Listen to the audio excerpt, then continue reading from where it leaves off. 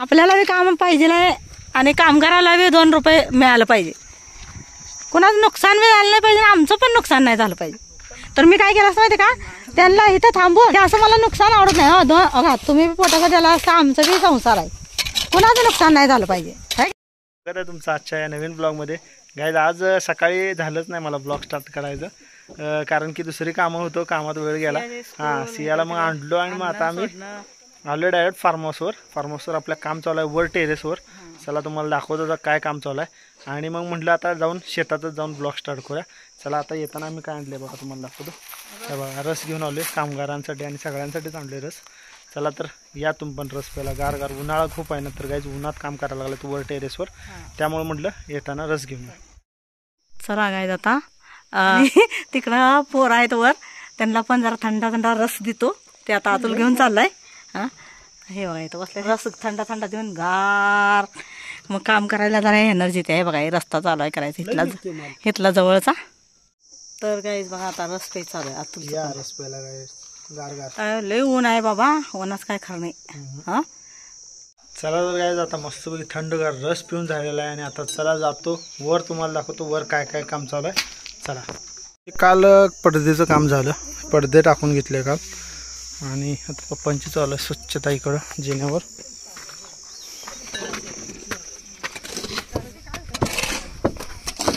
तर बघा आता इकडं चालू आहे काम गाबड्या होतायचं आणि हे विटा पण आणून ठेवल्यात, कारण की पॅरापेडचं काम उद्यापासून चालू होणार आहे. हे असं मला नुकसान आवडत नाही. हो तुम्ही पोटाचा त्याला असं आमचं बी संसार आहे, कोणाचं नुकसान नाही झालं पाहिजे, आहे का नाही. माझं हे म्हणणं आहे, आपल्याला बी काम पाहिजे आणि कामगाराला बी 2 रुपये मिळालं पाहिजे. कोणाचं नुकसान बी झालं नाही पाहिजे, आमचं पण नुकसान नाही झालं पाहिजे. नाही आणि आपले टॅलेंट आहेत आपण चांगला दाखवला पाहिजे ना. तर गाईज बघा आता हे चाललंय वरचं, हे जे राहिलेले असतात ना कॉलम, तर ह्याला आता हे भरून एकसारखं करून घ्यायचं. म्हणजे इथं पॅरापेट झालं का नाही, उद्या गवंडी येणार आहेत, पॅरापेट झालं की मग हे एकदम व्यवस्थित दिसणार आहे. मग हे सगळं आळी जी केलेली आहे ती काढायची आणि मग एकसारखं प्लेन करून बघा जमलं तर मग आता गळतंय म्हणल्यावर फिनिशिंग करायला लागणार. काय मला काही कळत नाही. हां आता 1 वर्ष थांबायचं. हां 1 वर्ष थांबून बघायचं,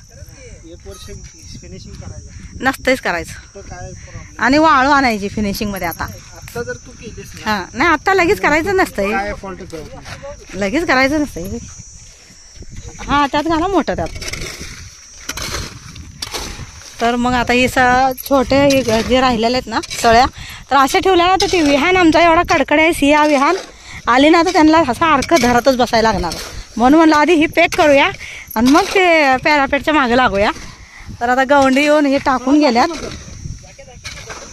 हां तर हे सगळं गवंडी आता हे टाकून गेल्यात. आता उद्या त्यांचं काम बघायचं कसं आहे. उद्या मी सकाळी लवकरच येणार आहे. मला भाकरी नसली चालते हवी पण काम हां मी त्यांना म्हणलंय मला लाईन पाहिजे आणि सांद्रे पुरा भरलेला पाहिजे, विटा एक लेवलनं पाहिजेत म्हणलं.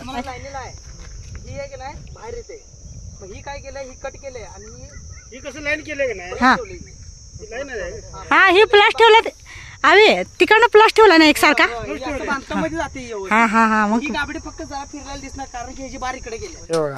हे पायऱ्या केलेल्या ना आपल्या, तर त्याच्या विटा निघत होत्या, म्हणजे वरच्या हे प्लेटा पडलेल्या स्लॅबच्या, त्यामुळे विटा निघत होत्या. आणि मग काल पडदे टाकताना हा 4 पाट्यांचा माल राहिलेला, तर मम्मीनं बघा माल इकडं टाकणार होते पप्पा ह्याच्यामध्ये, तर इथं टाकू नका म्हटले, तर इथं टाकून मम्मीनं बघा कसं एकदम गिलावा केल्यासारखं केलंय बघा, प्लेन एकदम. आता इटा पण निघणार नाहीत आणि जरी लवकर गिलावा नाही झाला तरी चालते. आणि हा मेन म्हणजे सगळ्यात महत्वाचं हाताने केले बघा. हे एवढा माल वाया चालला होता, इथं खाली गेला असता तर म्हणलं नको, ते पायऱ्या निघायला लागल्या तर वरच्या प्लेटा पडल्यामुळे पायऱ्यांच्या विटा ढिल्या झाल्या सगळ्या. आणि आपण त्या पायऱ्यावर पाय देऊन चुकून पाय निसरून जर पडलं तर आपलं काय हाल होईल. हा म्हणजे ती वीट निसटू शकते. आता आता किती छान भक्कम गिलावा झालाय, तर वीट काय चालणार नाही. हा वेडच झालाय, वेळ काँक्रीटच झालं. आता बघा हे नको म्हणलं टाकायला थांबा. मग इकडं बघितलं, मग लक्षात आलं माझ्या की इथनं ही प्लेटा पडून पायऱ्यांच्या 2-4 इटा ढिल्या झाल्या आहेत. हम्म. तर मग त्याला बेड कट करून घेतला, हातानेच केलं माझं मी. म्हणलं आता बघा हे इकडं हे बेड एवढे सळी बांधल्या तर हे पण वतणार आहेत आज.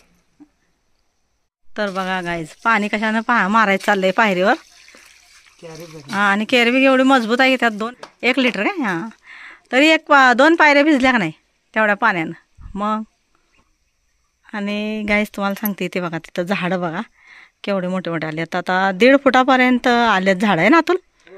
1.5 फूट वाढल्यात शेवग्या झाडाची उंची. आणि लिंबाची झाडं पण चांगले आलेत सावलीला.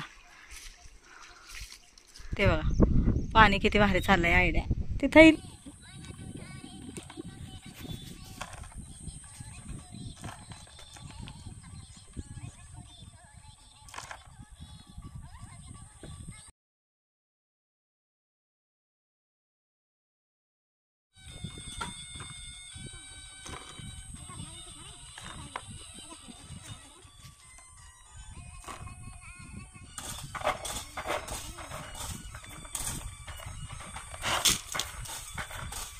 तर गाईज फायनली आत्ता आम्ही घरी आलो. आता वाजल्यात बघा किती 8 वाजलेले आहेत. आणि तिथं पप्पा मी आणि मम्मी 3 जण काय केलो गाईज मुरुम टाकत बसलो. मुरुम टाकायच्या नादात ब्लॉगच करायचा विसरून गेलो. आत्ता आलो घरी फ्रेश झालो म्हटलं तुम्हाला बोलूया. चला आता बघूया आता आवडतो सगळी कामं. बघा सिया बघा होमवर्क नाही करायचं सुट्टी आहे. सुट्ट्या कशाची हो मग करत नाही म्हणते बघा गाईज. मग सुट्टी असली तरी आज कंप्लीट करून ठेवायचा. उद्या कशा सुट्ट्या. तर गाईज चला आता आवडतो म्हणून टाकणार आहेस कसं एक दगड असं अरे असं. तर चला गाईज आता जेवतो आम्ही. आणि चला तर आजचा ब्लॉग मी इथे एंड करतो. कसा वाटला कमेंटमध्ये नक्की सांगा. आवडला तर लाईक करा शेअर करा आणि चॅनलला जर नवीन आला असेल तर सबस्क्राईब करायला विसरू नका. भेटूया उद्याच्या ब्लॉगमध्ये. Bye bye. Till then bye bye.